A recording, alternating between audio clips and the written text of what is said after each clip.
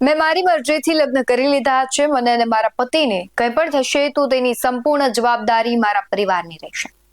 આ શબ્દો છે અમરેલીના રાજુલાની નેહા પરમારના, જે પોતાની મરજીથી મુહિસ વિરાણી નામના મુસ્લિમ છોકરા સાથે લગ્ન કર્યા છે. રાજ્યમાં છેલ્લા ઘણા સમયથી આંતરજ્ઞાતીય લગ્નને લઈને હજી તો વિવાદો ચાલી રહ્યા છે. તે સમસ્યાનો નિવેડો નથી આવ્યો ત્યાં એક બાદ એક લવ જેહાદના કિસ્સાઓ સામે આવી રહ્યા છે. મહાકુંભની વાયરલ ગર્લ મોનાલિસા બાદ રાજુલાની નેહાનો આ વિડીયો વાયરલ થયો છે ત્યારે અનેક સવાલો ઉભા થઈ રહ્યા છે. નમસ્કાર, ગુજરાત BS9 TV ન્યૂઝમાં આપની સાથે હું ભગવતી વિશાવડિયા. જે મા બાપે દીકરીને પાડી પોસીને મોટી કરી હોય એ દીકરી 5 દિવસના પ્રેમમાં પાગલ થઈ પરિવારને ત્યજી દેતી હોય છે. કોઈ એ ઘટના નથી જેમાં દીકરીઓ મા બાપ વિરુદ્ધ કાયદાકીય કાર્યવાહી કરવાની વાત કરતી હોય, પણ આવી તો અનેક દીકરીઓ છે જે ભૂલપણમાં આવી નાની ઉંમરમાં આવા નિર્ણયો લેતી હોય છે. આકર્ષણ અથવા 5 પૈસાની લાલચમાં આવી લીધેલા નિર્ણયો તેની જિંદગી ઝેર કરી નાખતા હોય છે. અત્યારે ખૂબ એવા રેકેટો ચાલી રહ્યા છે દીકરીઓને ફસાવવા માટે, અને ક્યાંક ને ક્યાંક દીકરીઓ આવા રેકેટમાં હાથું પણ બની જતી હોય છે.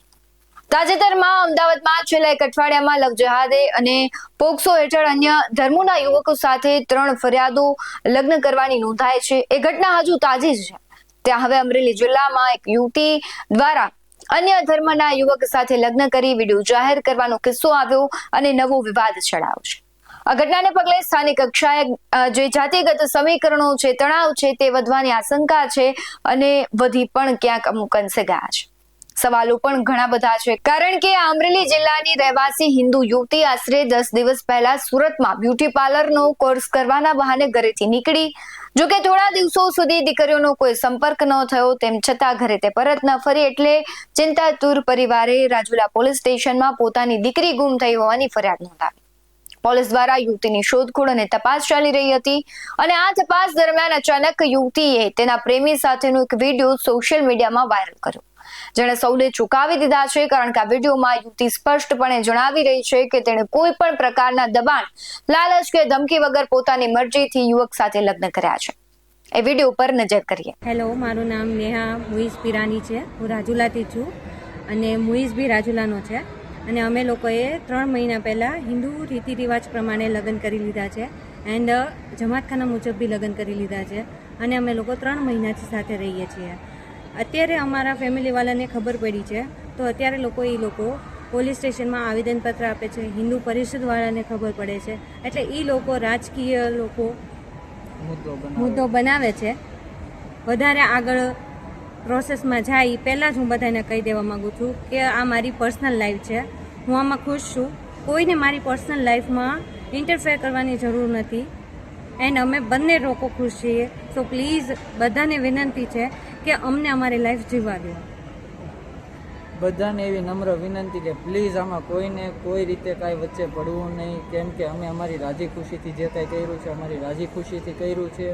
નેહા ઉપર કોઈનું કાંઈ દબાણ નથી કે કોઈના કાંઈ પ્રેશરમાં આવીને કે એવું કશું કાંઈ નથી. અત્યારે અમે જવો મોલમાં આવ્યા હતા ફરવા અને અમને એવી બધી વાત મળી કે તમારી માટે આવી રીતના આવેદનપત્રો દીધા છે અને કેસ કબાડા કરવામાં આવે છે. એ માટે અત્યારે અમારે ઇમરજન્સીમાં આ વિડીયો બનાવવો પડ્યો, સ્પેશિયલી બધાને દર્શાવવા કે આવું કશું કાંઈ છે નહીં, જેવું પબ્લિકલી ખબર છે બધાને. અમે ઓલરેડી 3 મહિનાથી લગ્ન કરી લીધા છે. એની ફેમિલીને બી ખબર હતી. ખબર નહીં કે આ 3 મહિના પછી શું થયું જેના લીધે એ લોકો વાંધો ઉપાડે છે. અને મારી વિનંતી છે કે હિન્દુ પરિષદના જે નેતા છે કે હિન્દુ પરિષદનું જે ગ્રુપ છે, બજરંગ દળનો ગ્રુપ છે કે કોઈ બી રાજકીય નેતા છે, તમે પ્લીઝ આમાં ખોટી રીતના અમને હેરાન કરવાની કે દબાવવાની કોશિશ ન કરો. આ અમારી નમ્ર વિનંતી છે. અમે જે કાંઈ કર્યું છે અમારી મરજીથી કર્યું છે, કોઈના દબાવમાં આવીને કે કાંઈ ઓલું કરીને નથી આવ્યા. અને અમે બહુ રાજી છીએ. અમે છેલ્લા 3 મહિનાથી હારે છીએ, વ્યવસ્થિત જીવીએ છીએ અને ખુશ છીએ. તો અમારી એવી વિનંતી કે અમને આવી રીતના અમને જીવવા દો અને અમારી ખોટી રીતના મેટર મોટી ન કરો. ધન્યવાદ. સુરત બ્યુટી પાર્લર શીખવા જવાનું બહાનું અને પછી સીધો નિકાહનો વિડીયો આ સાબિત કરે છે કે દીકરીઓ કેટલી સરળતાથી જાળમાં ફસાઈ રહી છે. આ લવ જેહાદ નથી તો બીજું શું છે? આવા સવાલો થઈ રહ્યા છે, કારણ કે જ્યાં ઓળખ છુપાવીને કે લાલચ આપીને દીકરીના મગજનું વોશિંગ કરવામાં આવતું હોય છે તો તેને શું માનવું? આજની દીકરીઓ છે 5 પૈસાની લાલચ કે મોજ શોખ માટે એવા રસ્તે નીકળી પડે જ્યાં આગળ જતા માત્ર અંધકાર જ હોય છે, ખાય જ હોય છે. અને ઇતિહાસ ગવાહ છે કે જે દીકરીઓએ મા બાપની છાતી પર પગ મૂકીને લગ્ન કર્યા છે તેમાંથી મોટા ભાગની દીકરીઓ પાછળથી કાં તો અત્યાચારનો ભોગ બની છે અથવા તેમનો અંત કરુણ આવ્યો છે. આ કિસ્સો અમરેલી કે રાજુલા પૂરતો મર્યાદિત નથી. આ દરેક ઘરની ચેતવણી છે. જો આજે આપણે આપણી દીકરીઓને શાસ્ત્રો અને શસ્ત્રોનું જ્ઞાન નહીં આપીએ તો કાલે બીજી કોઈ નેહા વિડીયો વાયરલ કરીને પોતાના જ પરિવારને જેલના સળિયા ગણાવવાની ધમકી આપતી હશે. નેહાએ તો એવું કહી દીધું છે કે તે ખુશ છે, પણ જે પિતાની પાઘડી અમરેલીની બજારોમાં રોડાઈ ગઈ છે એનું શું? જે માતાની આંખો દીકરીના વિરહમાં પથ્થર બની ગઈ છે એનું શું? પ્રેમમાં આટલી ક્રૂરતા ક્યાંથી આવે છે કે મા બાપને જ તમે દુશ્મન માની બેસો? આ તમારું બાળપણ છે, ભોળપણ છે કે લાલચમાં આવેલી એ તમારી માનસિકતા છે? દીકરીઓ ખૂબ હવે ધીમે ધીમે સરળતાથી ફસાઈ રહી છે. આવા અનેક કિસ્સાઓ આવી રહ્યા છે. આ કિસ્સાને લઈને તમારું શું માનવું છે કમેન્ટમાં જરૂરથી જણાવજો. અને હવે એ તો જોવું રહ્યું કે આ કિસ્સામાં આગળ શું થાય છે, દીકરી પરત આવે છે કે કેમ, અને દીકરી જે આક્ષેપ લગાવે છે એમાં સત્ય કેટલું છે.